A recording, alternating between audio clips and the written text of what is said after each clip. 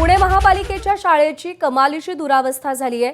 सावित्रीबाई फुले पुणे विद्यापीठाला लागूनच असलेल्या पालिकेच्या स्वामी विवेकानंद शाळेत वर्गातील आणि मुलींच्या प्रसाधन गृहातील छत गळतंय। शाळेत बसवलेले 25 संगणक 3 वर्षांमध्ये उद्घाटनाला वेळच न मिळाल्याने खराब झाले।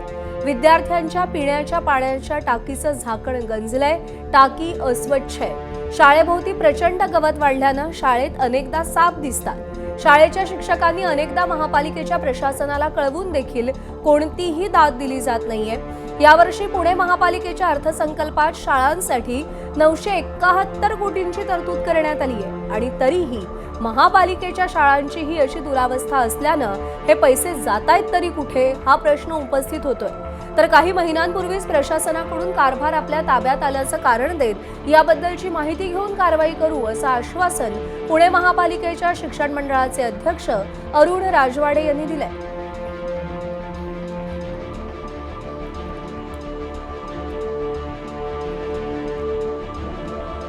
दरम्यान शाळेतील संगणक कक्षाची अत्यंत दुरावस्था झाली आहे। शाळेत बसवलेले 25 संगणक 3 वर्षांमध्ये उद्घाटनाला वेळ न मिळाल्याने खराब झाले। आढावा घेतला आमच्या प्रतिनिधींनी, पाहूया। ही साठलेली धूळ या शाळेच्या कॉम्प्युटर लॅब मधली आहे।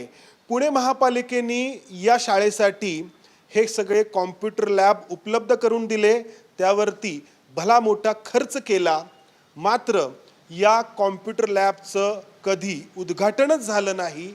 कधी हे कॉम्प्युटर इथल्या विद्यार्थ्यांना विद्यार्थिनींना वापरण्यासाठी उपलब्धच झाले नाहीत। मॅडम, हे कधी या ठिकाणी हे कॉम्प्युटर्स लावले?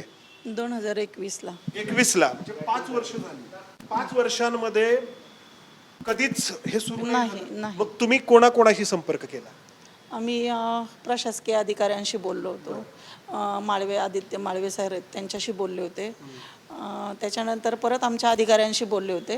त्यांना सांगितलं होतं की उद्घाटन करायचे। ते म्हटले आपण करूया उद्घाटन आणि मुलांना वापरण्यासाठी आपण सुरू करूया। पण त्याच्यानंतर काही परत कुणाचंच येणं झालं नाही, उद्घाटन झालं नाही। उद्घाटनाअभावी हे राहिलेलं आहे। कॉम्प्युटरसाठी आणलेल्या त्यावेळी या बॅटरीज आहेत, पहा ही अशी अवस्था आहे या सगळ्या बॅटरीची। हे सगळं खराब झालेलं आहे। 5 वर्षांपूर्वी या खुर्च्या आणल्या त्यावेळी त्याला हे असं कोटिंग असेल, ते कोटिंग सहित हे अजून तसंच आहे। पहा, हे बघा, हे जो आपण म्हणतो ना जे बॅच असतो त्याच्यावरती किंमत आणि बाकी सगळी माहिती असते, तो देखील निघालेला नाही आणि ही अशी अवस्था या सगळ्या वस्तूंची झाली आहे। इथे हे बघा, हे असं इतका मोठा थर आहे या सगळ्या इथल्या वस्तूंवरती। दत्तात्रय बहिरट या ठिकाणी नगरसेवक म्हणून आहेत। बहिरटजी, फक्त उद्घाटनाअभावी हे रखडलंय असं इथल्या शिक्षकांचं म्हणणं आहे। लाखो रुपये खर्च केले, ते आता सगळे खराब झालेत आणि ह्याचा लाभ विद्यार्थ्यांना झालाच नाही।